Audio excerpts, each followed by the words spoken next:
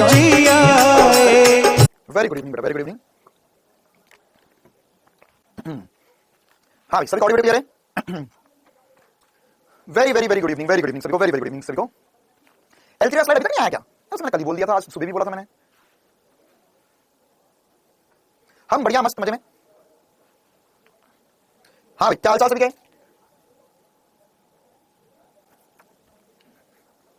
हाँ backlog series की class का बोल दिया है ना, वो आज शाम तक मतलब रात को इस क्लास हमारी क्लास होगी, तब तक ठीक हो जाएगी, चिंता ना करो। आपने मेरा नाम नहीं लिया, फैजान खान, बहुत बढ़िया। चल तो करें क्लास की शुरुआत।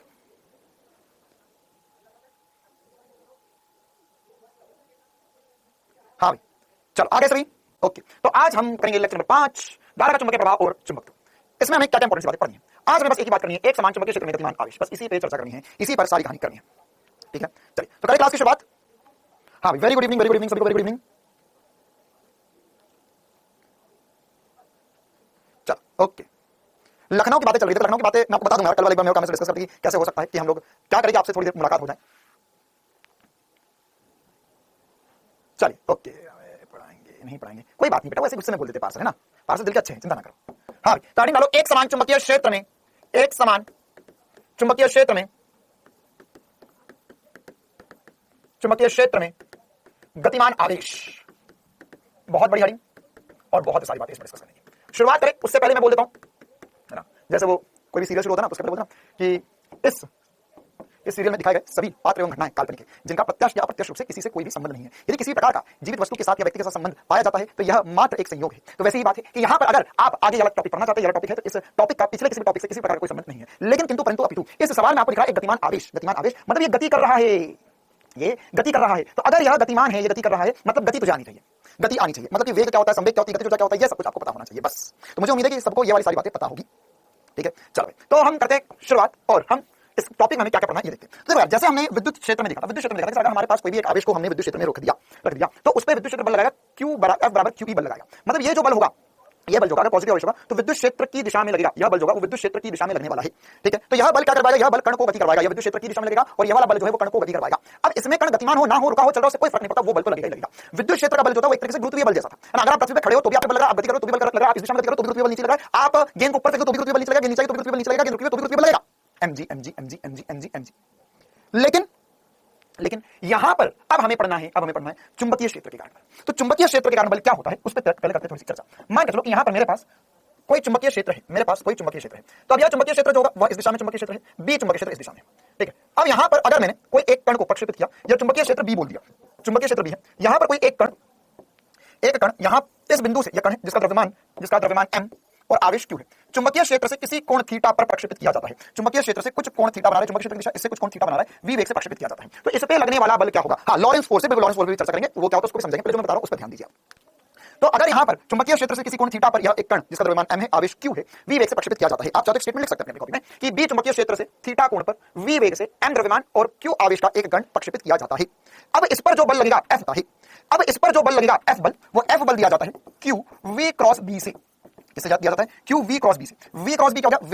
वेग और चुंबकीय क्षेत्र के मध्य क्रॉस प्रोडक्ट है, वेग और चुंबकीय क्षेत्र के मध्य क्रॉस प्रोडक्ट है, मतलब कि वेग की दिशा इधर से, चुंबकीय क्षेत्र हो रहा है तो चुंबकीय क्षेत्र को चाटा मारूंगा तो बल लगा अंदर, मतलब अजीब बात हुई कि कण को मैंने फेंका ऐसे लेकिन बल लगेगा अंदर, तो कैसे अंदर घूम जाएगा? हाँ घूम सकता है, उस पर भी सारी चर्चा करनी है। तो यहां पर यह Q v क्रॉस b को हम क्या लिख सकते हैं? समान लिख सकते हैं, F बराबर Q v b sin theta. क्या हो जाएगा? F बराबर Q v b sin theta हो जाएगा, F बराबर Q v b sin theta हो जाएगा। तो यहाँ पर Q v b sin theta, अच्छा अब Q v b sin theta में हमें क्या क्या इंपॉर्टेंट सी बातें पता होना चाहिए। तो देखो अब यहाँ पर किसी भी कण पर बल लगे उसके लिए क्या नेसेसरी कंडीशंस या क्या इंपॉर्टेंट सी कंडीशंस है ये हमें समझना होगा। तो क्या क्या इंपॉर्टेंट सी कंडीशंस है? पहली कंडीशन है कि Q जो होगा वह नॉट इक्वल टू 0 होना चाहिए, दूसरी बात कण का वेग भी होना चाहिए, तीसरी बात चुंबकीय क्षेत्र होना चाहिए, चौथी बात sin थीटा 0 ना हो जाए, मतलब कोण कहीं 0 ना हो जाए, तब जाके चुंबकीय क्षेत्र जो है वह बल लगाएगा।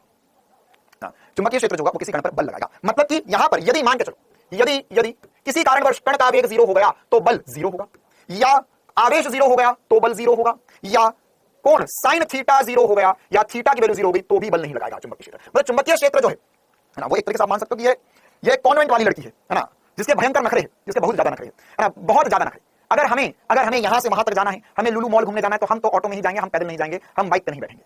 अगर हमें कुछ भी खाना है तो हम तो मॉल के अंदर से खाएंगे, बाहर से नहीं लेंगे। हमें कपड़े पहनना है तो मॉल के ही कपड़े पहनेंगे, लोकल दुकानों के कपड़े हमें फिट नहीं आते, हमें पसंद नहीं आते। अगर हमें हाथ धोना है तो हमें तो हैंड वॉश चाहिए, साबुन से हम हाथ नहीं धोते। अगर हमारे बाल गिरे हैं तो हेयर ड्रायर चाहिए, टॉवल से बाल नहीं सूखते। तो यही खतरनाक जो यही इसी प्रकार के जो खतरनाक नाटक है वो चुंबकीय क्षेत्र ही है ना। इतनी आसानी से ये कण पर बल नहीं लगाएगा।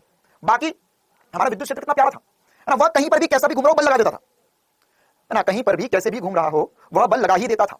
लेकिन यहां ऐसा नहीं होगा, है ना, यहां ऐसा नहीं होगा। यहां पर यह अगर कण के पास वेग नहीं है तो कोई बल नहीं लगाएगा। अगर मान के चलो चुंबकीय क्षेत्र में सवाल बोला कि एक कण को रखा गया चुंबकीय क्षेत्र में तो बोल बस लगा रहेगा, रखा रहेगा, है ना, वह रखा रहेगा, रखा रहेगा, रखा रहेगा, वह उस पर कोई बल नहीं लगाएगा, वो रखा का रखा रह जाएगा जिंदगी भर। उसके पास आवेश नहीं है तो आवेश नहीं है मतलब क्या हो गया, आवेश नहीं है तो वो न्यूट्रॉन हो गया, तो न्यूट्रॉन पे कभी बल नहीं लगेगा। हाँ सर ये नखरे, तो ये एक नखरा देखो विद्युत क्षेत्र का बस एक ही नखरा था क्या, कि आवेश होना चाहिए बस। तो सर ये वाली बात तो विद्युत क्षेत्र में भी सही थी, लेकिन चुंबकीय क्षेत्र में अगर मान के चलो कण का कोण 0 हो गया, मतलब आपने बोला कि भैया मैं आवेशित कण भी लेकर आऊंगा तेरे लिए, आपने बोला कि हम तेरे लिए आवेशित कण भी लेकर आए, आपने बोला कि यार इसको थोड़ा सा कलर बदल देते हैं, हाँ, आपने बोला कि हम कण भी लेकर आए, आपने बोला आवेशित कण भी लाए, आपने बोला वेग भी दिया, लेकिन अगर मान के चलो आपने उस कण को फेंका तो सही, लेकिन आपने उसे चुंबकीय क्षेत्र की दिशा में फेंक दिया, चुंबकीय क्षेत्र की दिशा में फेंक दिया, इस दिशा में वेग दे दिया, तो यहां पर इस दिशा में वेग देगा तो यह सीधा ही चला जाएगा, इस पे कोई बल नहीं लगेगा, ये सीधा सीधा सीधा सीधा सीधा हमेशा सीधा ही निकल जाएगा वेग से m द्रव्यमान और q आवेश का, इस पर कोई बल लगने वाला नहीं है।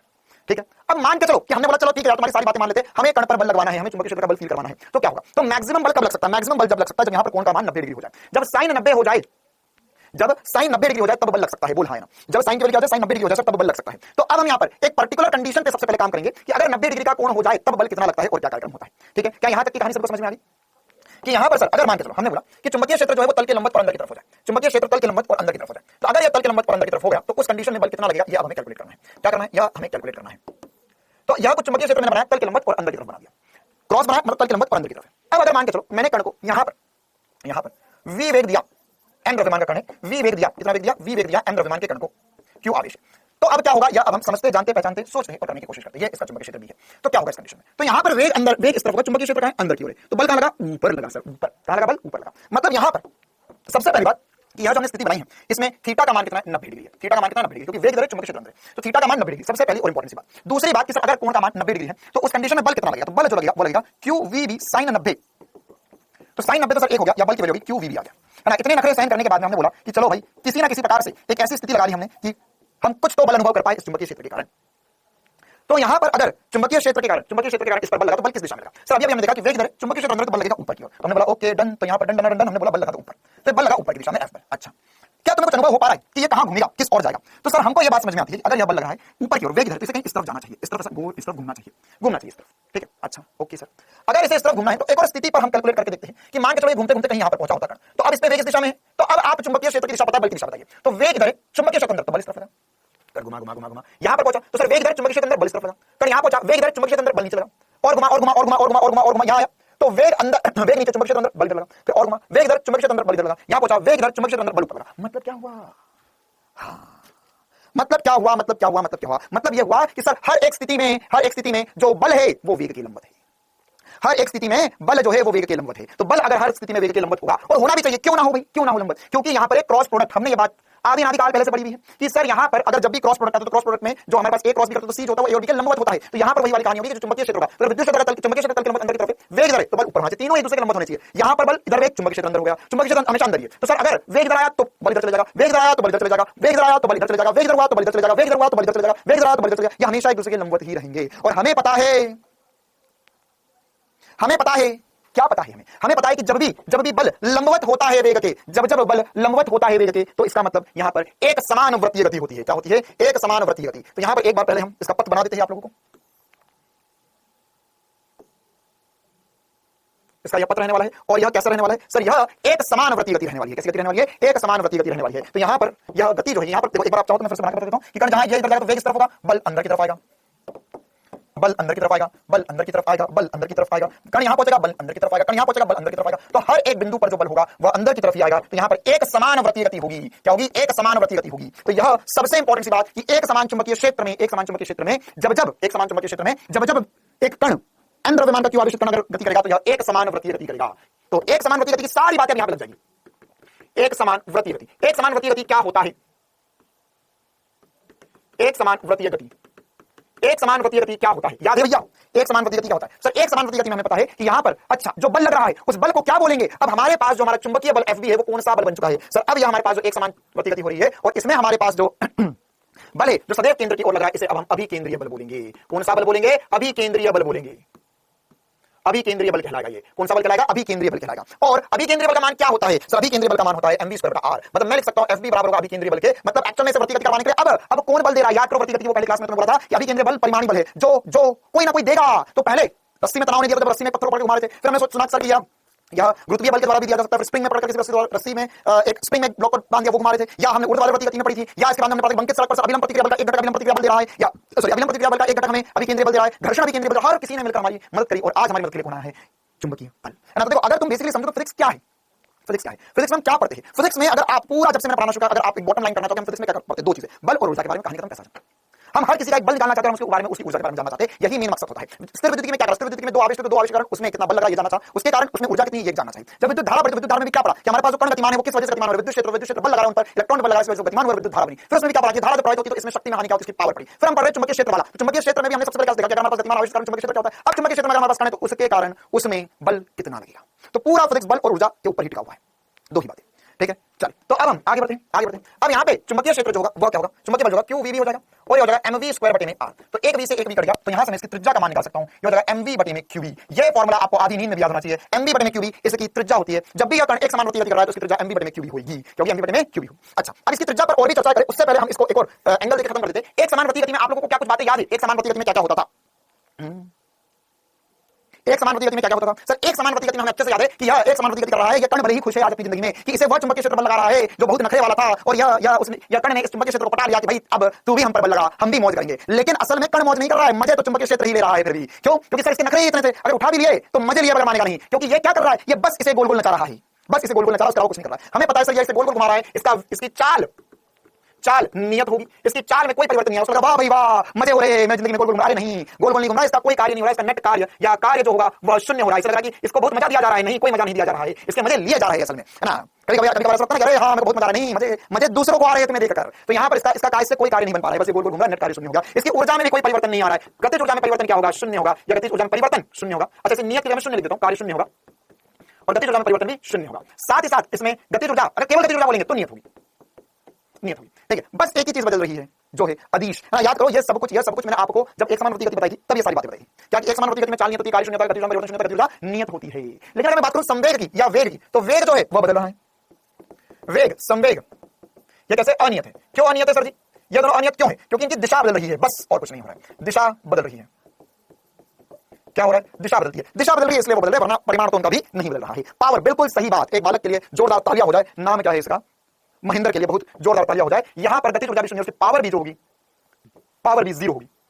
पावर क्या होता है? F डॉट V, तो यहां पर F और V बल और वेग जो है एक दूसरे के लंबवत है। अच्छा भी, तो सर इसने तो मुझे गोल गोल घुमा दिया, बस मेरे तो मजे ले लिए। अब तुझे क्या करना? वो चुंबकीय क्षेत्र के आपस का मामला है, हम तो इनका कंक्लूजन निकालते हैं। R बराबर होता है mv बटे में qv। हम चाहे तो इसे क्या क्या लिख सकते हैं? और सर हम चाहे तो इसका एक फॉर्मूला बना सकते हैं, R बराबर p बटे में qv, मतलब संवेग बटे में qv हो सकता है, mv को qv लिख दिया, अरे mv को p लिख दिया, p बटे में qv हो गया। अच्छा, अगला फॉर्मूला मैं चाहूं तो लिख सकता हूं जैसे √2m ke लिख सकता हूं बटे में qv, ठीक है। मैं चाहूं तो इसे ऐसा भी लिख सकता हूं, R बराबर होगा √2m into ev बटे में qv। अच्छा, e या qv लिखना चाहिए मुझे यहाँ पर, बटे में qv। ये तीनों क्या बनाए मैंने? mv की जगह p बटे में qv लिख दिया, हाँ सर ये तो मुझे समझ में आया। ये लिखा संवेग की जगह √2m into गतिज ऊर्जा लिख दिया, ये भी मुझे समझ में आया, बहुत बढ़िया बात। लेकिन ये क्या कर दिया सर आपने? ये क्या कर दिया? यहाँ पर जो गतिज ऊर्जा थी, तो गतिज ऊर्जा को क्या मैं लिख सकता हूं? गतिज ऊर्जा कहां से आई होगी? तो कोई कण के पास जैसे यहाँ पर इसके पास कहां से आएगा? पहले से कहीं से लेकर आया होगा, तो कहीं से यह v विभव से त्वरित हुआ होगा। किससे त्वरित हुआ होगा? v विभव और q आवेश। याद करो ऊर्जा में परिवर्तन क्या लिखते हैं कण के लिए? q into q, या हमने स्थितिज ऊर्जा में परिवर्तन जो होता है वो किसके बराबर लिखा था? गतिज ऊर्जा में। और स्थितिज ऊर्जा में परिवर्तन क्या होता है? q into v होता है, तो ये q into v लिखेंगे हम, क्या लिखेंगे यहाँ पे? q into v हमारा सही जवाब होगा। क्लियर है मामला? तो यह कुछ इंपॉर्टेंट सी बातें हैं जो हमें पता होनी चाहिए। अच्छा सर, अच्छा एक और छोटी सी बात, क्या मैं यहाँ पर ऐसा लिख सकता हूँ? ये एक q से q काट दूं मैं, तो ये r बराबर हो जाएगा √2m v बटे में रूट क्यू है, ये नीचे रूट क्यू बचेगा और 1/b, b पर रूट नहीं आएगा। ये भी हम कर सकते हैं, अरे बोल राजा बोल, आया तुझे समझ में? तो यह सारे फॉर्मूले लेके बना सकते हैं। अब हमें सवाल कैसा आ सकता है? हमें सवाल बोलेगा कि भैया हमारे पास ये कण है या एक से ज्यादा कण है, उन्हें हमने समान वेग से प्रक्षेपित किया, तो बताइए त्रिज्या का अनुपात क्या आएगा? किसकी त्रिज्या ज्यादा होगी, किसकी त्रिज्या कम होगी? वो सब कुछ कर सकते हैं। √2m कहां से आया बेटा? कितना दुखी करोगे? क्या चाहते हो? यह है ना, यहाँ पर ये मैंने ये कैसे बताऊं मैं तुझे कि 2m कहां से आया? यह संवेग का सूत्र होता है बेटा √2। अच्छा रुक जाओ, ओह वेट अ मिनट, 3-4 और डाउट आ गए, कार्य शून्य क्या होगा? हाँ ठीक है, मैं सारे डाउट का जवाब बता देता हूं, सारे डाउट का जवाब एक ही बार कर देता हूं। क्लास शुरू होने से पहले, टॉपिक शुरू होने से पहले, हेडिंग डालने से पहले मैंने एक बात बोली थी, जैसे टीवी सीरियल में रहता है क्या, कि अगर किसी भी चीज का आपकी जिंदगी से कोई संबंध पाया जाता है तो यह महज एक संयोग है। तो आप यही मानो कि यहां पर आप यह संयोग क्यों नहीं बिठा पा रहे हो, क्योंकि तुमने पहले का कुछ नहीं पढ़ा। तुम ठंडन गोपाल हो, तुम्हें कुछ ना आता, तुम्हारे भेजे में पीछे का माला खाली है, आगे का माला तुम किराए से देने की कोशिश कर रहे हो। तो एक बात ध्यान रखो कि माना कि तुम्हारी पूरी बिल्डिंग खाली थी, नीचे के माले में कोई किराएदार मिल नहीं रहा है, माना ऊपर के माले में कोई किराएदार रहने भी आ गया, तो उसको पता है कि नीचे वाले माले में कुछ ना कुछ तो मामला गड़बड़ है, कुछ भूत प्रेत का चक्कर है कि नीचे कोई रहने नहीं आता, वो भी बिल्डिंग छोड़ के भाग जाएगा। तो बेस्ट है कि या तो नीचे वाले माले में पहले उसको शिफ्ट कर दो, ऊपर वाला माला किसी और को किराए पे देना। मतलब कि यह कक्षा 11वीं में पढ़ाया गया था, 11वीं में पढ़ाया गया था, जब हमने कक्षा 11वीं पढ़ा दी थी तब बताई गई थी बात, वरना दुनिया में सबको लगता रह जाएगा कि नीचे वाला माले में भूत प्रेत का चक्कर है कुछ ना कुछ। ठीक है, तो जिनको नहीं पता उनको मैं बता देता हूं, एक फॉर्मूला होता है संवेग बराबर होता है √2m ये फॉर्मूला होता है, और इसी प्रकार से फॉर्मूला होता है √2m यह कक्षा 11वीं में पढ़ाया जाता है सब कुछ, ये सारी बातें कक्षा 11वीं में पढ़ाई गई थी। चलिए आगे बढ़ते हैं हम, है ना। अच्छा, इसमें क्या क्या बोल रहा था कि अगर मान के चलो मेरे पास कण का एवं, है ना। अच्छा, इसमें क्या क्या बोल रहा था कि अगर मान के चलो मेरे पास कण का चाल नियत है, मतलब मान के मैंने अलग अलग कण समान चाल से फेंके तो क्या होगा। तो सर यहां पर अगर चाल नियत है ये सवाल काम करने में काम आएगा ना। तो भिन्न कण के लिए, यदि भिन्न कणों के लिए सबसे पहली बात चाल नियत है, तो अगर चाल नियत होगी मतलब चाल समान है, नियत नहीं समान है, मतलब अलग अलग कण को समान चाल से फेंका तो इनके त्रिज्या का अनुपात क्या है। तो देखो यार यहां पर हम बोल सकते हैं r बराबर mv बटा q होगा, समान चुंबकीय क्षेत्र समान चाल से फेंके गए, तो यहां पर जो त्रिज्या आएगी वह समान अनुपात होगी उनका द्रव्यमान बटे में आवेश के अनुपात के। ऐसा सवाल करेंगे, चिंता ना करो। इसी प्रकार से अगर मान के चलो हमने इन्हें फेंका समान संवेग से, तो यहां पर हमने लिखा संवेग समान होगा, तो जब संवेग समान होगा तो त्रिज्या व्यक्तक्रमानुपाती आएगी आवेश के, जिसका आवेश कम उसकी त्रिज्या ज्यादा। इसी प्रकार से ऐसा भी बोल सकते हैं कि यहां पर कार्य जीरो क्यों कर ले, देख ले भाई तू वो भी देख लेना 5 बार कार्य जीरो क्यों, क्योंकि कार्य होता है विस्थापन f डॉट s जो होता है वो कार्य होता है, तो यहां पर विस्थापन इधर हो रहा है बल इधर लग रहा है, तो ये एक दूसरे के लंबवत है। तो अगर कोण 90 डिग्री होता है तो उस कंडीशन में कार्य जीरो होता है। याद हो कुली वाला एग्जांपल बताया था तेरी मैडम ने कक्षा 9 में कि कुली ऊपर की तरफ बल लग रहा है आगे तरफ जा रहा है तो कुली का कार्य जीरो होता है, तो वही वाली बात यहां पर भी होगी। तो यहां पर संवेग समान होगा, यदि मान लो गतिज ऊर्जा समान होती है, समान होता है, समान गतिज ऊर्जा से हम प्रक्षेपित करते हैं तो इनकी जो त्रिज्या होगी वह किसके समानुपाती होगी। सब गतिज ऊर्जा सब समान है तो √m बटा q के समानुपाती होगी त्रिज्या। और इसी प्रकार से अगर मान के चलो समान, अच्छा यहां पे लिख लो यार फॉर्मूला, कभी डाउट तो v क्या है, v विभव है, समान v समान हो या समान विभव से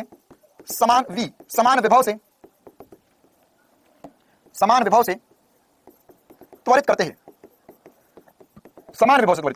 तो क्या होगा इस कंडीशन में सर यहां पर विभव समान है, चुंबकीय क्षेत्र समान, तो हम लिखेंगे r समानुपाती हो जाएगा √m बटे में q के समानुपाती होगा। ठीक है, तो यह कुछ इंपॉर्टेंट सी बातें हैं जो हमें पता होनी चाहिए। इसी प्रकार से अब इसके अलावा और क्या बातें हो सकती है ना, इसके अलावा हमें इसमें पहले थ्योरी वाला पोर्शन कंप्लीट कर देता हूं, फिर हम क्वेश्चन की तरफ जाएंगे। इसमें आप ये पूछ सकता है कि अगर यार आपके पास ये जो कण है वह अलग अलग चाल से, या मान के एक ही कण जो है उसको हमने v चाल से फेंका, तो यहां पर अगर मैं इसमें और तेज कण को फेंकूंगा तो क्या इसकी त्रिज्या बढ़ जाएगी। बिल्कुल सर, जितना तेज कण फेंका जाएगा उतनी ज्यादा त्रिज्या होगी, मतलब कि अगर मान के चलो यहां पे मेरे पास चुंबकीय क्षेत्र है तो जितना तेज कण फेंकूंगा मैं, मान के चलो मैंने यहां पर पहला वाला कण फेंका जिसका पथ जो है वो मैं बना रहा हूं, तो ये पहला वाला कण फेंका, इसका पथ चुटकुस है, मैंने धीमे फेंका इसे, कैसा फेंका सर, धीमे फेंका इस कण को। मान के चलो इसके अलावा मैं एक और कण फेंका जिसको और तेज फेंका, वो उसी बिंदु से एक्जैक्टली इसी बिंदु से फेंका मैं, तो क्या होगा सर इसकी चाल जो है वह बढ़ जाएगी, मान के चलो तीसरा कण भी फेंका एक्जैक्ट उसी बिंदु से और तेज फेंका तो उसकी चाल और बढ़ जाएगी। तो सर चाल बढ़ने से क्या होता है, चाल बढ़ने से त्रिज्या बढ़ जाती है, चाल बढ़ने से क्या होता है बालक, त्रिज्या बढ़ जाती है गुरुजी, त्रिज्या बढ़ जाती है। तो इस सबसे हम क्या समझे, इस सबसे ये समझे कि अगर मैंने मान के चलो 3 कण फेंके तो 3 कण फेंके मैंने यहां से मैंने 3 कण फेंके, तो पहला जगह और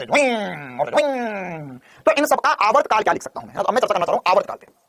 तो कण का आवर्तकाल क्या होता है, t बराबर होता है 2 पाई r बटे में v, क्या होता है 2 पाई r बटे में v, मैं कैपिटल r लिखता हूं, अब कैपिटल r लिखता है बुरा ना मान जाइए कहीं, तो 2 पाई r बटे में v होता है। अच्छा r क्या होता है सर r बराबर होता है mv बटे में qv, या आप चाहो तो इस फॉर्मूले को ऐसा लिख सकते हो r बराबर होता है mv बटे में qv, या v नीचे आ जाएगा तो r बटे में v बराबर होगा m बटे में qv।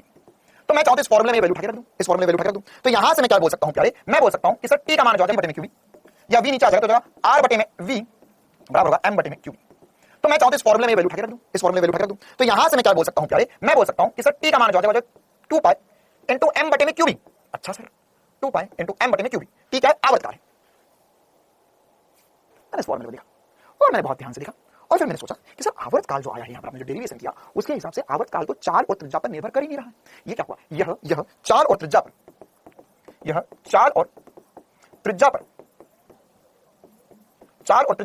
निर्भर नहीं करता,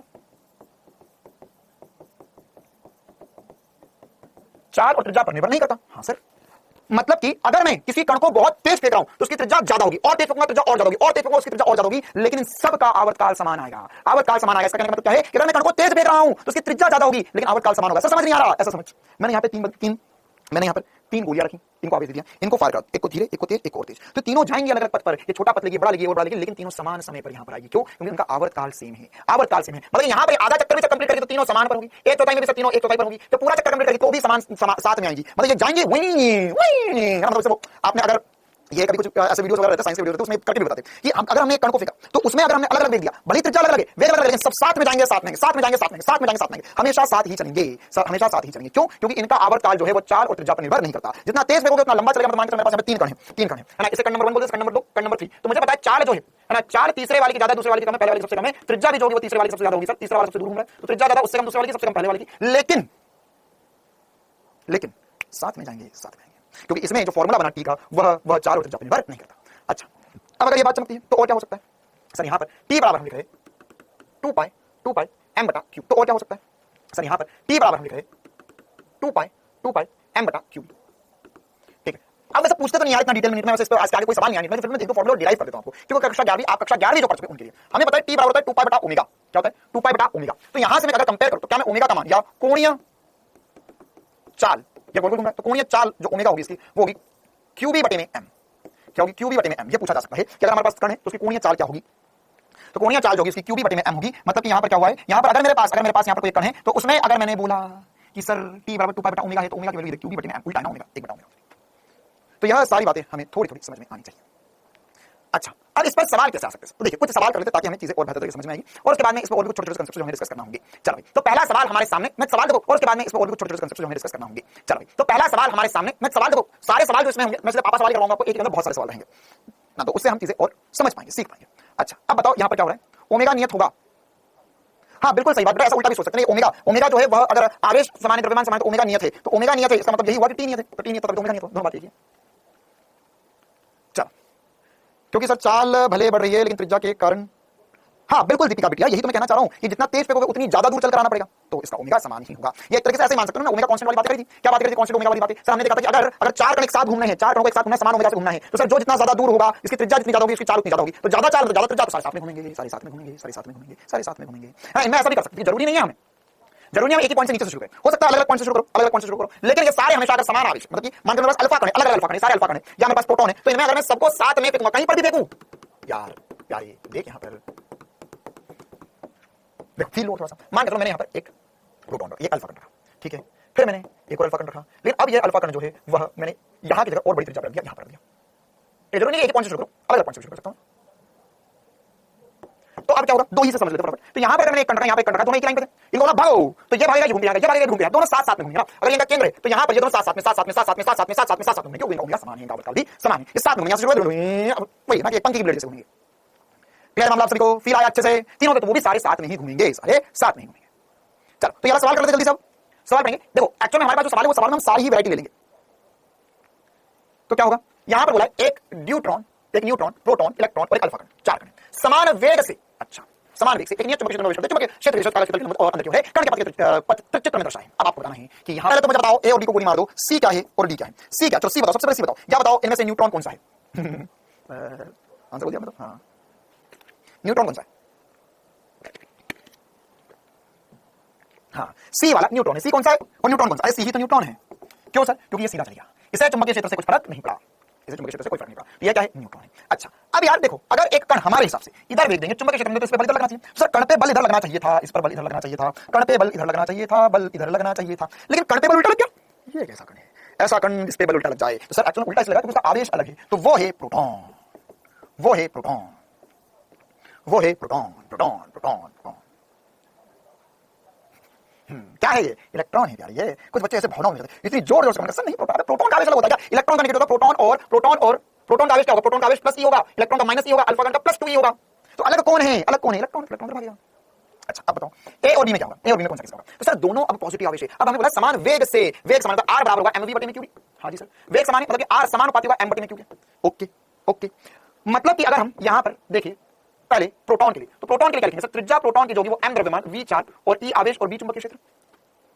अगर हम देखें अल्फा कण के लिए तो क्या होगा? अल्फा कण के लिए, अल्फा कण का द्रव्यमान होगा 4m, चाल भी है, आवेश होगा 2e, तो यह कट गया और ये हो गया दुगना। ओहो हो सर जी, मुझे समझ में आ गया, यहां होगा 2mv बटे में eb, मतलब सर ये इसका दुगना अनुपात देखो तो 1 अनुपात 2 आ जाएगा, या त्रिज्या जो होगी वो अल्फा की ज्यादा है, मतलब अल्फा कण ज्यादा घूमेगा, प्रोटॉन कम घूमेगा। अब बताओ कौन क्या है? सर ज्यादा b घूम रहा है, तो b वाला जो हो गया वो मेरे अल्फा कण हो गया है, और a वाला जो हो गया है, a वाला जो हो गया वो क्या है? a वाला क्या है सर? a वाला क्या है सर? नहीं आया, a वाला क्या है? a वाला क्या है? a वाला क्या है? ए वाला क्या बचा? बी पर लॉक कर दिया जाए, बिल्कुल सही बात सर। ए की त्रिज्या छोटी मतलब कि वो प्रोटॉन है। ठीक है, ठीक है।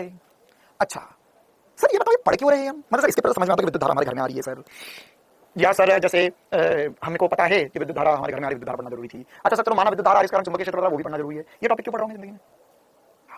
ये एक्चुअल में फिजिक्स में इसलिए पढ़ाया जा रहा है कि केमिस्ट्री वाले भैया और बायो वाले भैया को दिक्कत ना है। क्या बात करो सर, हाँ सब कुछ खुद के लिए थोड़ी ना करते। फिजिक्स तो है ही दूसरों के लिए बना हुआ, दूसरों को सपोर्ट देने के लिए। बताओ एग्जांपल, मान के चलो कि कल को किसका एग्जांपल बताऊं, केमिस्ट्री वाले भैया का। मान के चलो केमिस्ट्री वाले ने सोचा कि हम एक्सपेरिमेंट करते हैं, तो उनके पास उनके क्या बात करो सर, हाँ सब कुछ खुद के लिए थोड़ी ना करते। फिजिक्स तो है ही दूसरों के लिए बना हुआ, दूसरों को सपोर्ट देने के लिए। बताओ एग्जांपल, मान के चलो कि कल को किसका एग्जांपल बताऊं, केमिस्ट्री वाले भैया का। मान के चलो केमिस्ट्री वाले ने सोचा कि हम एक्सपेरिमेंट करते हैं, तो उनके पास बहुत सारा कार्बन है, बहुत सारा कार्बन है। कार्बन दो प्रकार का हो सकता है, C12 हो सकता है, C14 हो सकता है, ठीक है। तो उनके पास बहुत सारे कार्बन के एटम थे या कार्बन था, तो उन्होंने बोला कि भैया मेरे को अलग अलग करके बताओ C12 कितना है, C14 कितना है। तो अब क्या करोगे सर, हमारे घर में अगर हमें चावल बिनने होते हैं तो एक थाली में ले लेते हैं, उसमें थोड़े थोड़े सरकाते जाते हैं, कंकड़ हटाते जाते हैं। सर ज्यादा होता है एक चलनी लगा लेते हैं, चलनी से ऐसे ऐसे ऐसे ऐसे ऐसे हिलाते हैं सर, कचरा नीचे गिर जाता है, ऊपर वाला अच्छा आ जाता है, निकाल देते हैं। तो अब क्या करेगा, C12 और C14 को चलनी में लेके घुमाएगा, छन छन छन छन छन छन, सर C12 हल्का सा नीचे गिर गया, C14 बाहर आ गया, नहीं। तो कैसे करेंगे? तो इसी ये जो हम पढ़े इसी का यूज किया जाता है, यही सारी चीजें यूज की जाती है। कैसे? मान के चलो कि यहाँ पर हमारे पास या एक चुंबकीय क्षेत्र था। अब क्या करते हैं यार, यहाँ पर एक छोटा सा हमने छेद के साथ डंडा दिया, यह चुंबकीय क्षेत्र लिया। अब हमारे पास जो भी सारे C12 या C14 थे ना, उन सबको हमने इसमें से गुजारना शुरू किया। अब हो सकता है समान चाल से गुजारे, वो एक्सेलरेटर लगा देते आगे की तरफ कि इनमें हम समान चाल से फेंक रहे हैं कि समान वेग, ये यहाँ पे समान गति ऊर्जा से या समान पोटेंशियल हो सकता है, तो या मतलब समान गति ऊर्जा से फेंक सकते हैं। वहां पे हम डिसाइड कर लेंगे कि किससे फेंकना है। अब अगर हमने इन्हें फेंका तो क्या होगा सर, अगर मान के चलो समान चाल से, तो किसी से फेंक तुम कर पाओगे, समान चाल से फेंका तो भी तो कर पाएगा, समान गति ऊर्जा तो भी कर पाएगा, क्योंकि फॉर्मूला सबके हमारे पास R बराबर m बटा q। तो सर हमें पता है यहाँ पर कि C12 C14, तो हमने क्या करा, इनमें रिएक्शन करवाई जिसमें से एक इलेक्ट्रॉन सब निकाल लिया, एक इलेक्ट्रॉन सब निकाल लिया। तो मतलब सारे पॉजिटिव आवेश हो चुके हैं, सबका आवेश समान, ओके सर, चुंबकीय क्षेत्र समान, चाल समान, तो जिसका द्रव्यमान ज्यादा उसकी त्रिज्या ज्यादा। मतलब कभी घूमेंगे यहाँ पर, तो कुछ कण जो है घूमकर यहाँ से बाहर आ जाएंगे और कुछ कण घूम के यहाँ से बाहर आएंगे। तो जो यहाँ से बाहर आ रहे हैं और जो यहाँ से बाहर आ रहे हैं, यहाँ से जो बाहर आ रहा है उसका द्रव्यमान ज्यादा, मतलब ये C14 हो गया और यहाँ पे C12 हो गया। आया मजा, C12 C14 तुरंत अलग कर दिया हमने, इधर से डाला साथ में, उधर से निकले अलग अलग। देखा चमत्कार है ना? क्यों? क्योंकि जिसका द्रव्यमान ज्यादा होगा सर वो ज्यादा, जिसका द्रव्यमान ज्यादा उसकी त्रिज्या ज्यादा होगी, वो ज्यादा होगा, जिसका द्रव्यमान छोटा होगा कम चल रहा है तो कम ज्यादा अलग अलग कर दिया तुरंत ही। ऐसे ही मान के चलो यार इतने बड़े एक्सपेरिमेंट होते हैं ना कि अगर ऐसा एक्सपेरिमेंट होता है, न्यूट्रॉन फेंक के मारा, अबे कैसे फेंक के मार दिया, ये ऐसे ही तो एक्सपेरिमेंट होते हैं, ऐसे तो घुमा के देते हैं, दिया घुमा के भैया जिसका द्रव्यमान ज्यादा उसके साथ बाहर निकल जाएंगे सर। आई बात समझ में?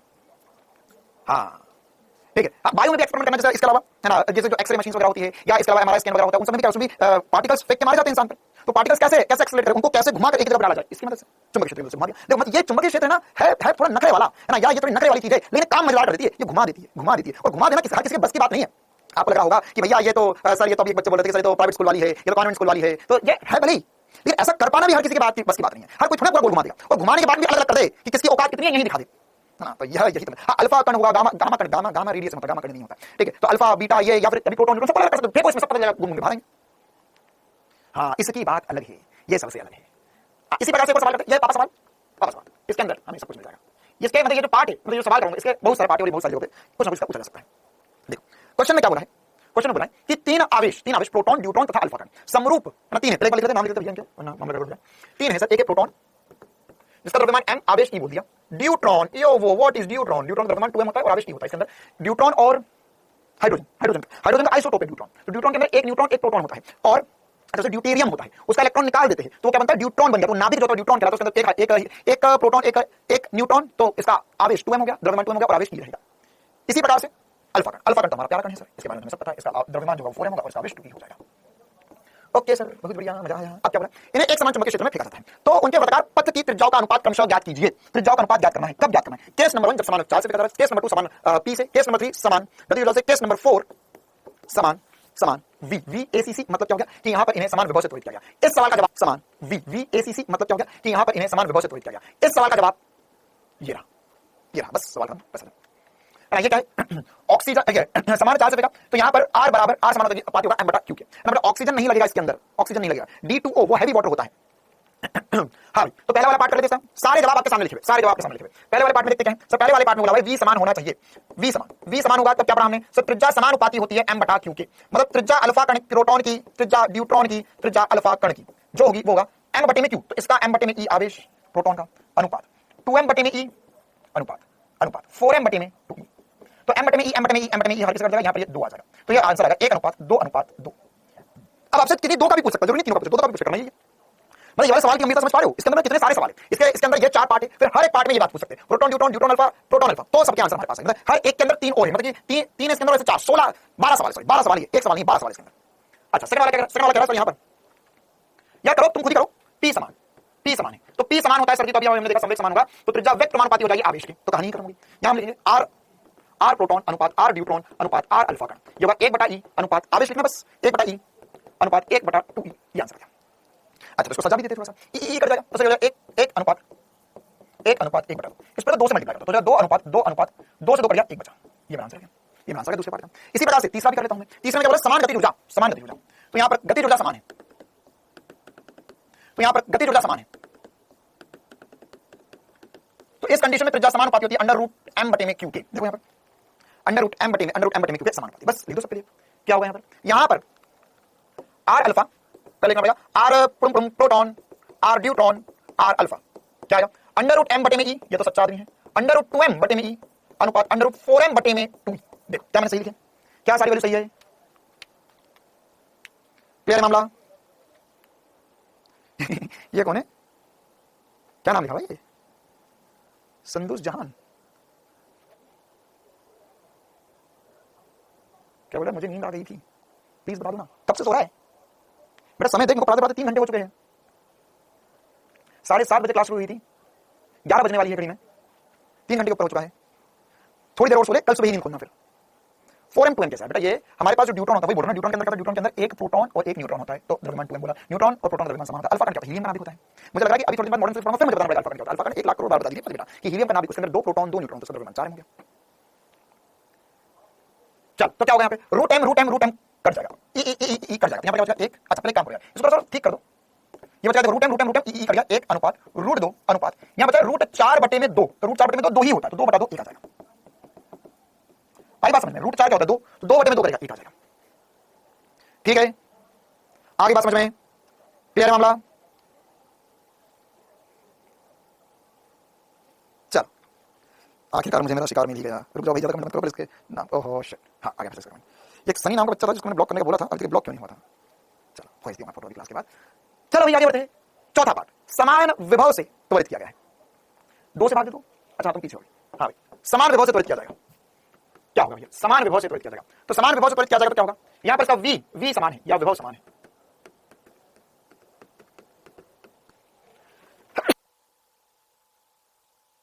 हाँ भाई, तो यहां पर क्या होगा आंसर? क्या होगा आंसर? इस कंडीशन में हम क्या लिख सकते हैं? हम लिखेंगे सर इसकी त्रिज्या जो होगी वो किसके समानुपाती होगी? त्रिज्या समानुपाती हो जाएगी। यहां पर ये v कांस्टेंट, तो अभी हमने देखा अंडर रूट, ये √m/√q के समानुपाती हो जाएगी।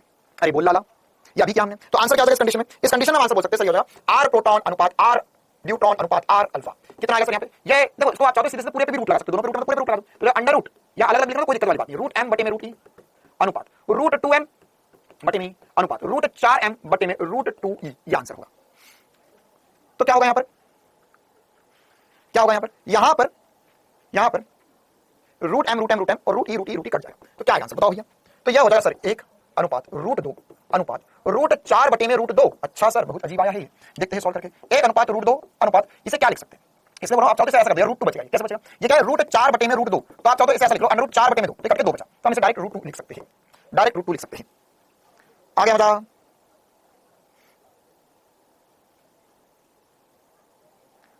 ठीक है मामला? पूरा का पूरा सवाल सभी को समझ में, इसमें कुछ नहीं था, बस सॉल्व करना था, और आपको यहां पर ये जो वैल्यूज है इनका यूज करना है। फॉर्मूला आपको बता दिया, कहानी खत्म। चल आगे बढ़े, हाँ भाई आगे बढ़े, आगे बढ़े, चल आगे बढ़े, हाँ भाई आगे बढ़े, आगे बढ़े।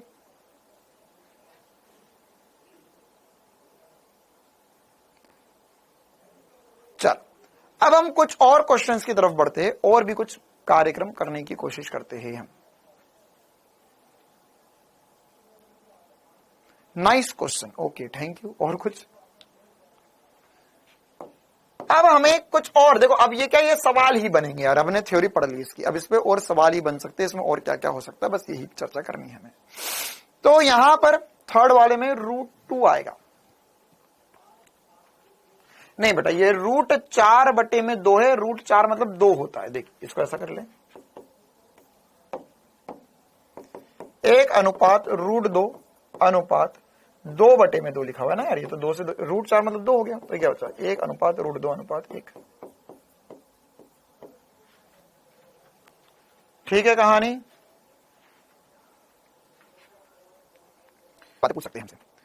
ठीक है, जैसे यहां पर इस क्वेश्चन में बोला है कि एक मतलब ऐसा बोला कि मेरे पास चुंबकीय क्षेत्र जो है वो सीमित जगह पर ही है, सीमित जगह पर ही है। सीमित जगह पर है मतलब क्या हुआ कि चुंबकीय क्षेत्र जो है वो इतनी जगह पर ही है, चुंबकीय क्षेत्र जो है वो इतनी जगह पर ही है, इतनी जगह पर ही है चुंबकीय क्षेत्र। ठीक है, चुंबकीय क्षेत्र इतनी जगह पर ही है। अब यहां पर एक कण को फेंका मैंने, तो देखो अब क्या होगा सर, ये जहां चुंबकीय क्षेत्र खत्म होगा तो बाहर निकल जाएगा। तो उस पर क्या क्या सवाल हो सकते हैं ये हमें करना है। मतलब अब इसमें सबसे पहले वैरायटी का सवाल क्या कि हमें ऐसा पूछेगा कि डी का मान, हटा देता हूं, कुछ नई बातें डिराइव करेंगे कि डी का मान क्या हो। अच्छा, इसमें ऐसा बोल दिया इसे, ये क्षेत्र नंबर 1 है, ये क्षेत्र नंबर 2 है, ये क्षेत्र नंबर 3 है, 3 अलग अलग क्षेत्रों में विभाजित है ये कार्यक्रम, 3 अलग अलग क्षेत्रों में विभाजित है पूरा कार्यक्रम। तो हमें बोला क्षेत्र 1 है, क्षेत्र 2 है, क्षेत्र 3 है। तो हमें ये पूछा है कि यहां पर इस कंडीशन में अगर आप यह चाहते हो कि डी और आर में संबंध, या डी का मान लिख देते छोटे में, डी का मान, ताकि कण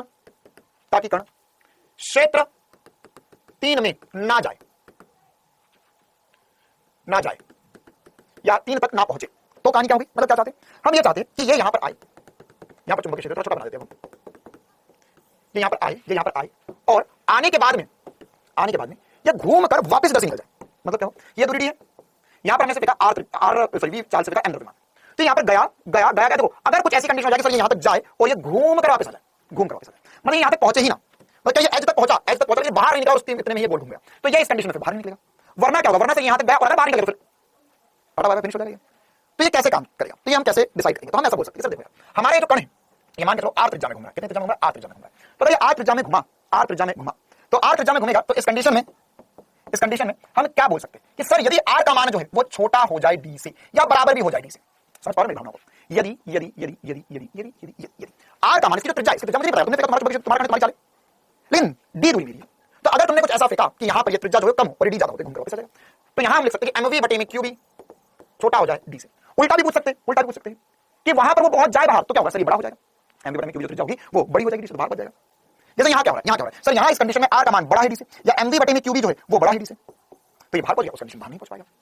और जब यह यहां पर बाहर नहीं आते कितने डिग्री घुमा, ऐसा पूछ सकते हैं, कितने डिग्री घुमा, इसका विस्थापन क्या हुआ, ऐसी बातें पूछी जा सकती है। तो क्या मैं ऐसा बोल सकता हूं कि यह कितने कोण घुमा,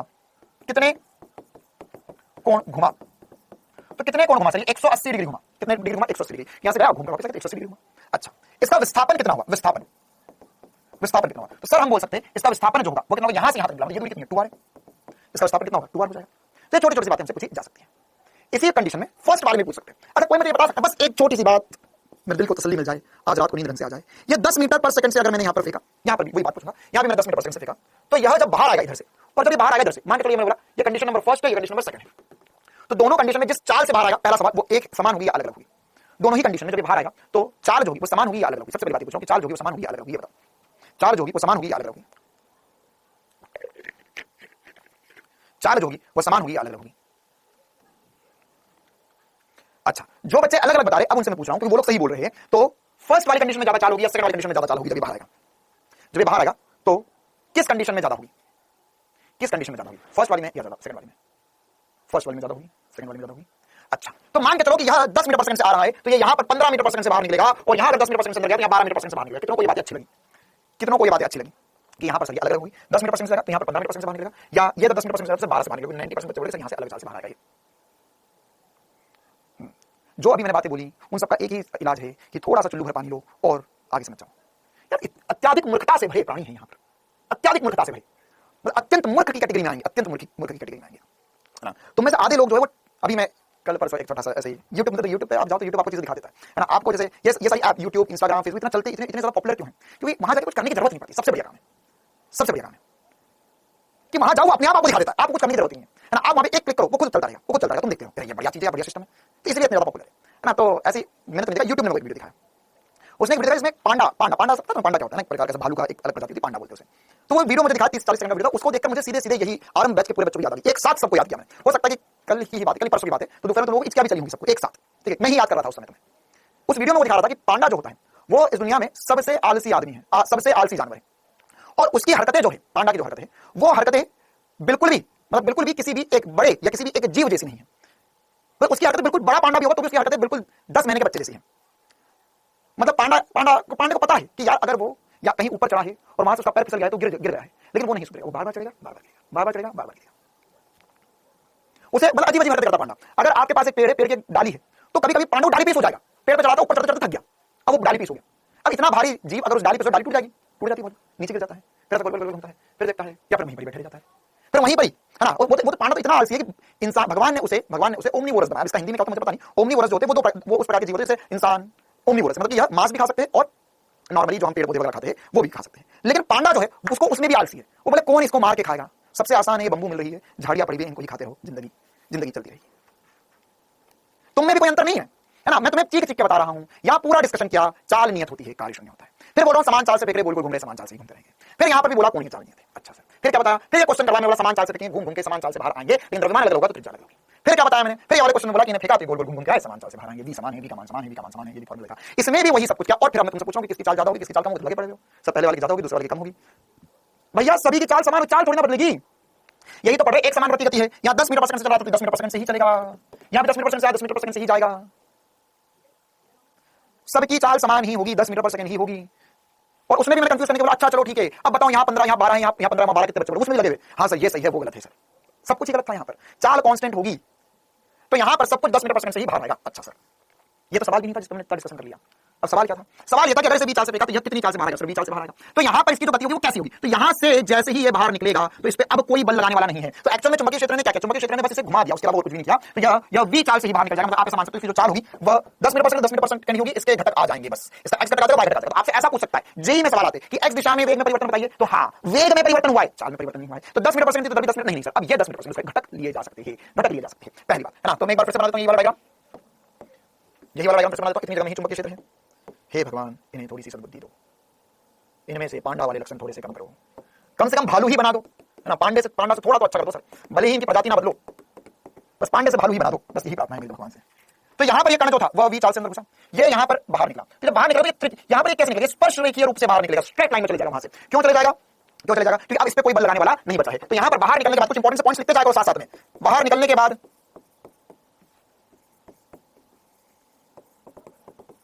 क्या होगा, स्ट्रेट लाइन या सरल रेखा गति करेगा। और किस दिशा में रहेगा, स्पर्श रेखीय दिशा में। स्पर्श रेखा जिस दिशा में होगी, क्योंकि क्या होता है जब घूमना बंद होगा सीधा निकल जाएगा। तो स्पर्श रेखीय दिशा में, स्पर्श रेखीय दिशा में, स्पर्श रेखीय दिशा में कैसी गति करेगा सर, या स्पर्श रेखीय दिशा में सीधी गति करेगा। तो स्पर्श रेखीय दिशा में सीधी गति होगी, इसका तात्पर्य क्या है, स्पर्श रेखीय दिशा में गति करेगा। और स्पर्श रेखीय दिशा में हम लिख सकते हैं सरल रेखा में गति करेगा, रेखा में और सरल रेखा में गति होगी। ठीक है, ओके सर। तो हमसे ऐसा पूछ सकते हैं मैं परिवर्तन कितना, मतलब यहाँ पे v चाल थी इसकी, तो ये भी होगी, तो घटक कर सकते हैं, कौन थीटा होगा। तो यह क्या बोल सकते हैं, ये वाला घटक v cos थीटा और ये वाला घटक v sin थीटा। वैसे इतना नहीं पूछे नहीं, लेकिन बस हमें पता होना चाहिए परिवर्तित हुआ। यहाँ v था, इस दिशा में v cos थीटा चाल बची। अच्छा, अब इसी प्रकार से हमसे पूछ सकते हैं यार ये d दूरी चला तो उसका y दिशा में विस्थापन कितना हुआ, ये वाला विस्थापन कितना हुआ, ये वाला विस्थापन कितना हुआ, ये वाला विस्थापन कितना हुआ। मतलब यहाँ पर ये इस अगर तुम इससे समझना तो इस डायग्राम में से, तो ये वाला विस्थापन आपको पता करना है, ये y विस्थापन कितना हुआ। ठीक है, अब ये विस्थापन एक लाइन में मैं तुम्हें बता दूंगा, एक लाइन में। ध्यान सुनना बस मेरी बात को, क्या हो रहा है यार। यह अगर आप एक तरीके से देखें तो जब हमने ऊर्ध्वाधर वृत्तीय गति पढ़ी थी, बिल्कुल शालिनी सिंह, बहुत ही बढ़िया बढ़िया। तो यह एक सिंपल पेंडुलम जैसा यहां पर था, ये यहां पर चल गया। ऊर्ध्वाधर वृत्तीय गति पढ़ी थी हमने, तो उसमें देखा कि यहां से सरल लोलक की बात है, यहां से यहां पर चल गया, यहां से यहां तक चल गया। ठीक है, तो यह y दिशा का विस्थापन आपको याद हो तो वहां पर मैं h का मान बताया था r या l 1 - cos थीटा, यहां बताया r 1 - cos थीटा।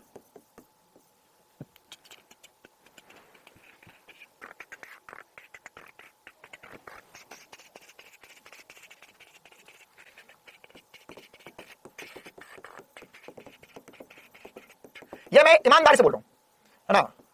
लोग बोलते हैं हम मंदिर में झूठ नहीं बोलते, हम मस्जिद में झूठ नहीं बोलते, हम हमारे हाथ में गीता होती है, गीता पे हाथ रख के कसम खाइए, आप जो कहेंगे सत्य कहेंगे, सत्य के सिवा कुछ नहीं कहेंगे। सर हम जब कुरान को देखते हैं, हम नमाज पढ़ते तब उसके बाद में हम झूठ नहीं बोलते हैं। मैं सच्ची बोल रहा हूं पूरी ईमानदारी से, है ना, क्योंकि मेरे लिए गीता, भगवत गीता, रामायण, कुरान, बाइबल सब यही है, ये बोल है, बस यही मेरा धर्म है ना। अगर मैं 10 दिन तक या 15 दिन तक 1 महीने तक मंदिर ना जाऊं तो मुझे ऐसा नहीं लगेगा मैं भगवान से दूर हो रहा हूं। लेकिन मैं यहाँ पे आके क्लास ले लेता हूं, तुम्हें पढ़ा लेता हूं, तो मुझे लगता है कि हाँ आज मैंने अपना कर्म कर दिया, क्योंकि कर्म ही धर्म है। तो बोर्ड के सामने खड़े होकर मैं बिल्कुल सच्ची बात बोल रहा हूं कि अभी ये जो सब कुछ मैंने पढ़ाया, अभी ये जो सब कुछ मैंने पढ़ाया, इस सब में अगर आपने कक्षा 11वीं पढ़ाते वक्त थोड़ा भी ध्यान दिया हो और थोड़ा भी रिवीजन किया हो तो ये पूरा टॉपिक जो है वो आपके लिए बिल्कुल मक्खन होना चाहिए, बिल्कुल मक्खन। मतलब इसमें अगर मैं आपको स्टार्टिंग में आके ये वाला फॉर्मूला बता दूं बस, ठीक है, तो इसके अलावा और कोई नई बात नहीं आपकी आज की क्लास में, कोई नई बात नहीं आज के लिए। मतलब एक तरीके से आज मैंने रिवीजन करवाया, तुम ऐसा समझ सकते हो। ठीक है, आज मैंने तुम्हें रिवीजन करवाया और कुछ नहीं करवाया, बस है ना। रोज रोज अगरबत्ती लगाने से, दिया लगाने से, है ना, यार रोज आप जिस जो भी कर रहे हो भगवान के लिए वो सब करने से मन को शांति मिलती है। तो वही मन की शांति मुझे पढ़ाकर मिलती है और आपको पढ़कर मिलना चाहिए, है ना। कर्म करने से मन खुश होना चाहिए, और कर्म अगर सच्चे होंगे तो मन तो खुश होगा ही होगा। तो बस उसी मन खुश या उसी खुश मिजाजी से मैं बोल रहा हूं आपको, भैया जो मैंने आपको पढ़ाया वो सब कुछ जो था वो पुराना रिवीजन था और कुछ नहीं था आज नया। ठीक है, चलिए तो आज की क्लास हम इतनी रखते हैं। आज की क्लास में हमने इस पे काफी सारी बातें करी, इस पे कुछ और सवाल थे जो मैं आपसे होमवर्क में भी डालूंगा इस प्रकार के सवाल। अच्छा मैं तो बोलता रहता हूं यार, बहुत बड़ा सवाल है कि जो मैं सवाल करवाता हूं वो नीट में ऐसा कुछ जाता है। यह सवाल में एक धारावाहिक चल गया, यहाँ पे आवेश कुछ फेंका है, इस पे बल पूछा है। मैं जिस दिन करवा रहा था उसके अगले ही दिन नीट का पेपर हुआ था और वो था नीट 2021 में, और वही सवाल एग्जैक्ट नीट के पेपर में आया था। यह सवाल आप खुद से एक बार ट्राई करेंगे। हिंट दे देता हूं, क्वेश्चन में क्या पूछा। क्वेश्चन में बोला कि हमारे पास एक अनंत लंबाई का सीधा तार है जिसमें 5 एम्पीयर धारा प्रवाहित हो रही है। 10 सेंटीमीटर की लंबत दूरी पर वायु में इलेक्ट्रॉन 10,6 मीटर पर सेकंड के वेग से तार के समांतर प्रक्षेपित किया जाता है, तो इलेक्ट्रॉन द्वारा अनुभव किया गया बल क्या होगा। देखो ये क्या करवाना चाहता है, हमसे थोड़ा सा एडवांस वर्जन पूछना चाह रहा है। क्या अभी हमें पता चला कि सर अगर हमारे पास एक कण होता है उसमें बल होता है F बराबर QVB होता है। अब यहाँ पर बी चुंबकीय क्षेत्र से डायरेक्ट नहीं दिया, इसमें बोले तार इसके कारण चुंबकीय क्षेत्र निकालो, तो हमें पता है फॉर्मूला बताओ कि सर धारा चुंबकीय क्षेत्र निकालो, मतलब यहाँ पर चुंबकीय क्षेत्र क्रॉस होगा और ये जो चुंबकीय क्षेत्र होगा अनंत तार तो mu naught I upon 2 pi D हो जाएगा। ठीक है, चुंबकीय क्षेत्र अंदर है, कण ऊपर जा रहा है तो बल इधर लगेगा, लेकिन जो कि इलेक्ट्रॉन है तो बल विपरीत दिशा में लगेगा। देख इलेक्ट्रॉन लिखा हुआ उसमें, इलेक्ट्रॉन द्वारा अनुभव किया गया। तो ये बल जो होगा ताक्षणिक बल जो होगा वो कितना हो जाएगा, F बराबर QVB हो जाएगा। Q इलेक्ट्रॉन का आपको बताया, चार्ज दी गई है, V की वैल्यू होती है mu naught I upon 2 pi D. Value रखो, आंसर पाओ, खुश हो जाओ, आगे बढ़ो। ये वाला सवाल आपको होमवर्क में रहने वाला है। साथ ही साथ इसके अलावा है ना एग्जैक्ट, चलो ये चूड़ी अंतराल वाला कभी मैं करवाऊंगा आपको अगली क्लास में। हाँ ये वाला भी एक बार ट्राई करना है आपको, और ये वाला भी ट्राई करना। ये सब सेम, ये जो मैंने थ्योरी पढ़ाई आपको उसी पर बेस्ड क्वेश्चन से, और ये वाला होमवर्क करना है नीट 2021 का सवाल। ये 3-4 सवाल आपको कल की क्लास तक करके लाने हैं।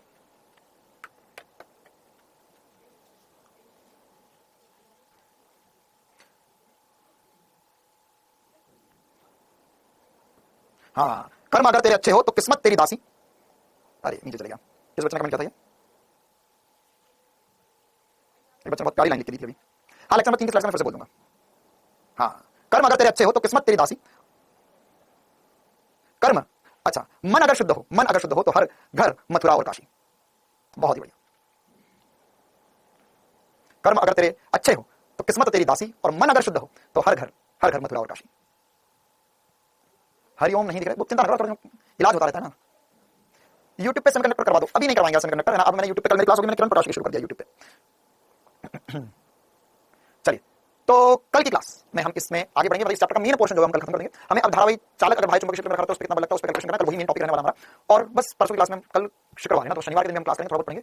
ठीक है, शनिवार दिन हो सकता है हम क्लास थोड़ी जल्दी कर लेंगे, मतलब मैं पहले क्लास रखूंगा, और सोमवार के दिन आपको इस पे होमवर्क के क्वेश्चन और एक्स्ट्रा क्वेश्चन प्रैक्टिस करवा दूंगा, फिर हम मंगलवार से नया चैप्टर शुरू कर देंगे। चलिए तो जितना बड़ा एक बार वैसे करना, मिलते हैं कल क्लास में। Thank you, tata, bye bye.